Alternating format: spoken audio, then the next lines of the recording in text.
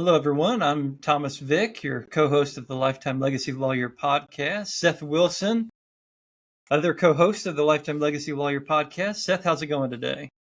Thomas, I'm doing well. We were just chatting about plans here now that tax season has ended. It's kind of nice to be through the deadline of getting everything on file and looking at maybe what's next to come. And sounded like you had some fun family time scheduled coming up and different things. And as we were kind of chatting about topics for the podcast, I think both of us kind of had a busy season leading up to this week. And so one thing that sort of slipped through our discussion point is this new rule under FinCEN, the Financial Crimes Enforcement Network of the federal government, on residential real estate transactions. And so I thought we'd talk about that and kind of see where that status is in general terms today, just in case someone's not familiar with that as part of their practice, and just give some overview of what are the big picture things that lawyers who are running firms need to be thinking about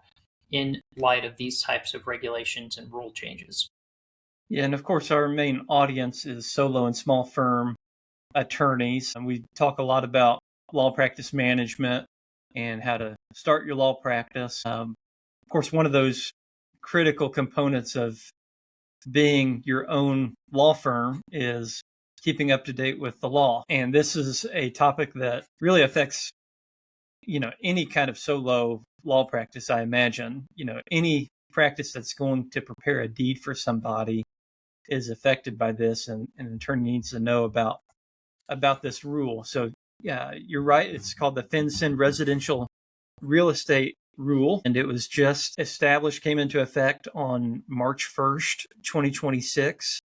My understanding now is that there is some kind of injunction on this, but we still need to kind of know what the rules are on it and be aware of what's happening. And the idea of this rule, this reporting requirement to FinCEN, is to tamper down money laundering that is occurring. So the idea is if you have to report more transactions, then that will tamper down some of the money laundering that might be ongoing. So I'll just kind of give you the definition of a reportable transaction.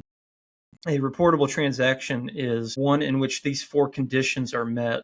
Residential real property is transferred. The transfer is non-financed.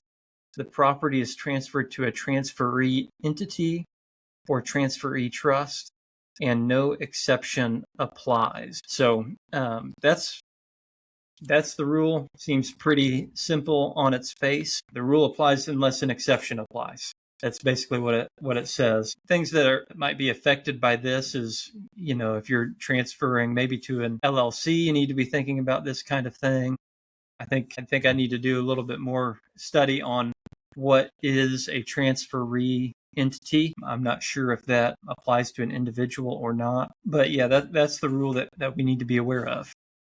Yeah, and it's similar to FinCEN's BOI reporting that we talked about kind of back at the turn of the year, the beneficial ownership information. And that's essentially what needs to be reported when you're doing residential real estate transactions. Who are the beneficial owners? Is that an individual? Is it an entity?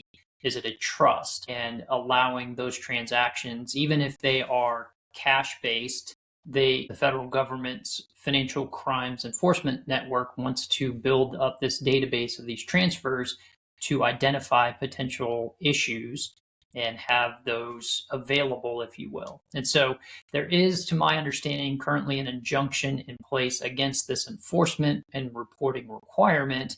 But as we saw with the beneficial ownership information reporting, that was an on again, off again scenario. And even within the course of a couple of days, that can change. And so I think it's something to keep on your radar screen as you're looking at the news that could affect the compliance of your practice, especially if you deal with any type of real estate transfer. And so that's a good thing, I think, to be aware of in today's climate. And it'll be interesting to watch how the courts navigate this and what they do with it, because there was a lot of sort of judicial reach, if you will. You could be overreach or maybe underreach, depending on which your approach takes. But that nationwide injunction is kind of now one of those. Can a judge in a particular jurisdiction issue a nationwide injunction, or is that at a higher level that needs to take place? And so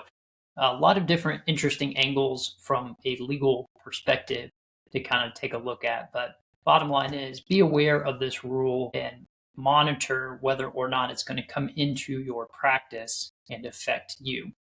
So, Thomas, I know from my perspective, because of the injunction, I've sort of pushed this down the road, but it kind of brought to question from a practice compliance standpoint, what's sort of your approach to staying in tune with what is coming down the path in terms of regulations and law changes for your practice? Well, I'm in Indiana, just like you. So what I do is I'm subscribed to the Indiana Lawyer and also Just Die, which is the Indiana State Bar Association's magazine. And both of those publications do a good job of keeping attorneys up to date on new developments in the law. One thing that I like to do in the Indiana Lawyer is read the new cases. It's a great, concise summary of each Court of Appeals case and each Indiana Supreme Court case. And they also have the federal district court decisions too in there. So you can kind of figure out what is happening in the law based upon those court cases. And, I don't do criminal defense, so I kind of skip over those, but I do estate administration. So if there is some contested estate issue that is being addressed in a Court of Appeals case, I take special note of that case and, distribute it among my team members if it's relevant to something that we do. And of course, going to CLEs and, just being an informed citizen, watching the news, all those things are a great way to kind of figure out what's going on. If you work in administrative law, keeping up with the rules that are promulgated with that. And another great way of keeping up to date with developments in the law is to talk with other attorneys. So here in Indiana, there's a great listserv that you can get on, and attorneys ask questions and answer questions back and forth about certain issues that they're seeing on their side of the state, their side of the city.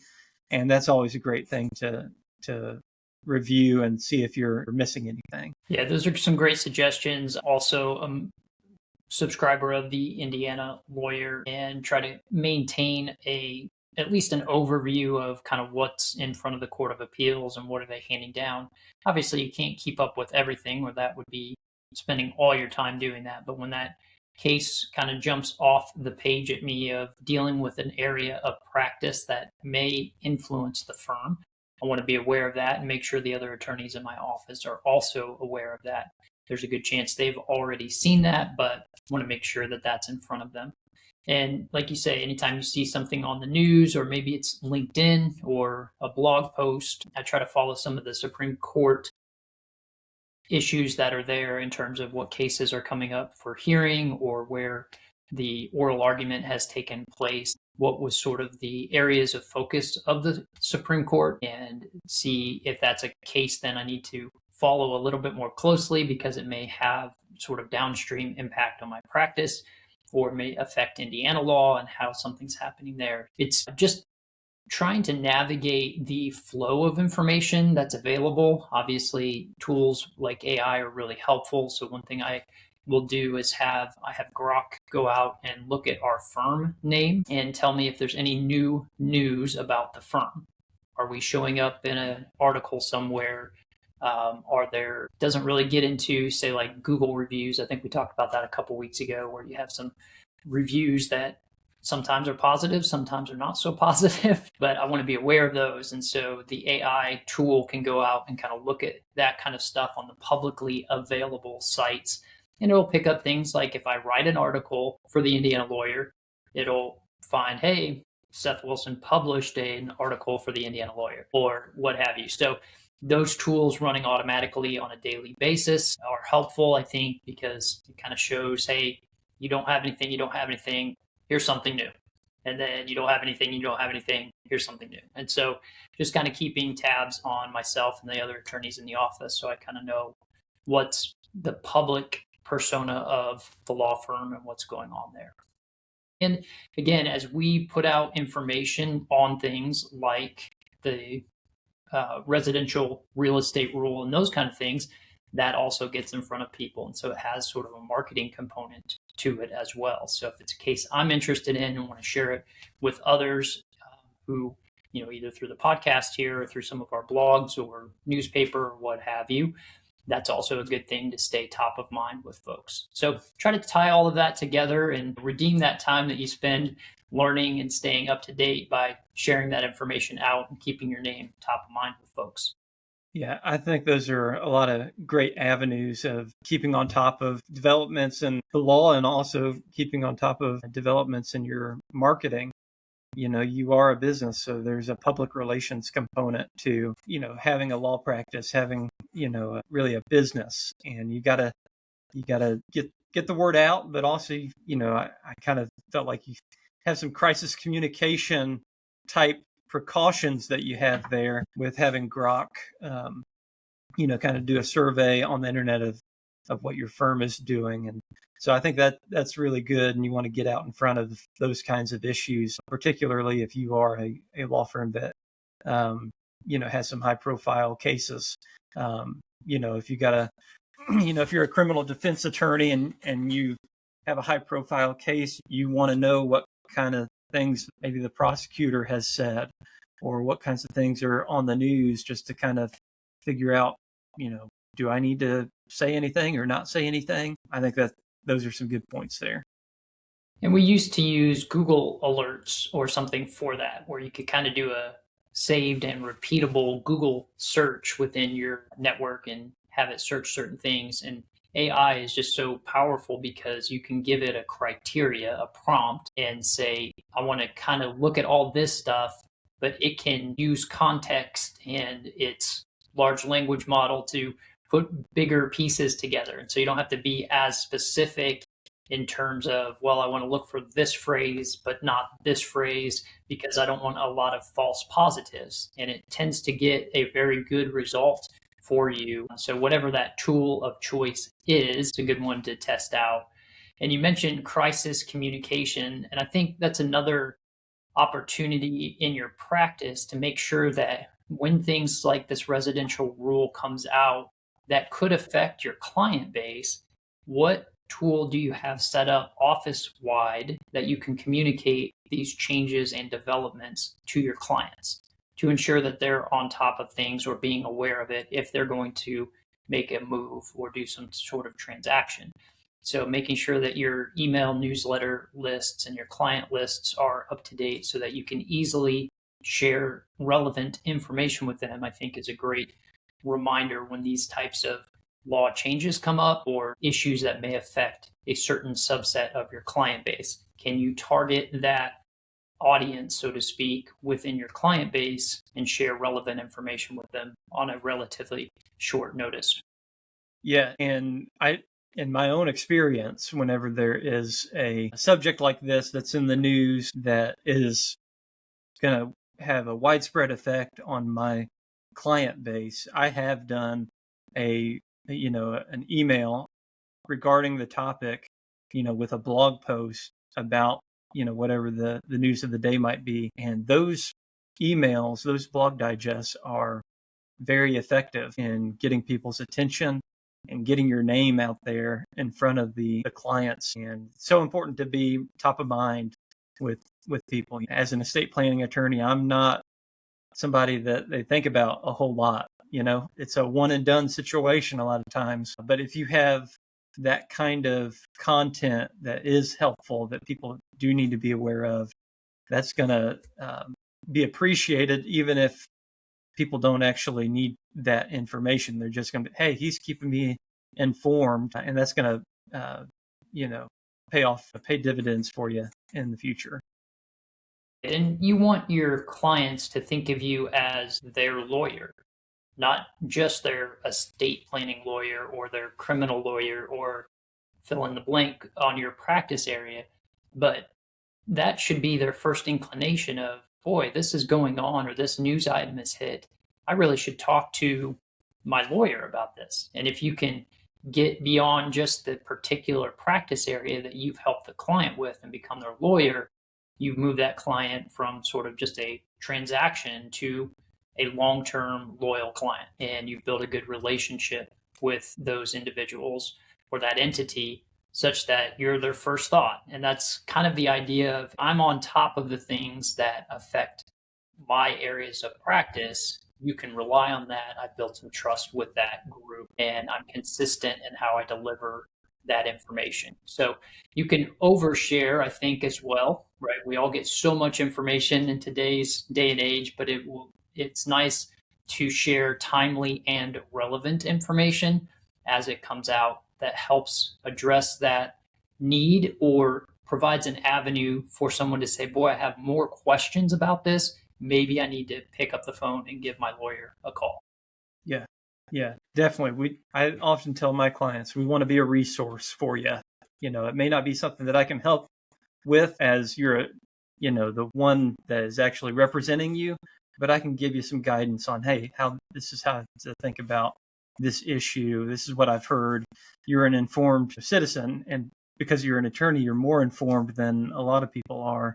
And so you can give some guidance and be that counselor to individuals that have questions with things that are developing. Thomas, that's a great discussion today. I know it kind of took a specific topic and then we took and spun it into more of a generalized overview, but I think it's important as you're starting your practice to develop those routines for how you will stay up to date on areas of law and changes in the law that could affect your practice area as well as your client base, and utilizing the opportunities that come alongside with that to educate well, and not only yourself, but your clients, and provide that comfort to the clients that you're there looking out for their best interest and making sure that they are going to hopefully not be surprised by some sort of change and not surprise you when they come for a visit to the office to say, hey, I want to do a real estate transaction.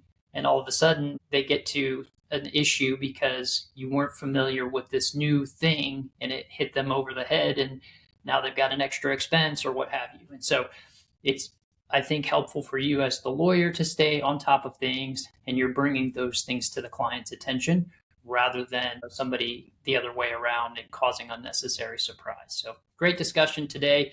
Tell us, where can folks go to find out more about the Lifetime Legacy Lawyers podcast? People should go to lifetimelegacylawyers.riverside.com. We have all our videos and podcasts on that website, and click subscribe to the website there, and you'll get notification as to any posts that we have on the website. And of course, check us out on youtube.com and subscribe to that channel as well. And anywhere that you can find us, podcasts, Apple Podcasts, all that good stuff, you can find us there as well. Well, thanks so much for the time today, Thomas, and we'll see you next time. Helping lawyers launch.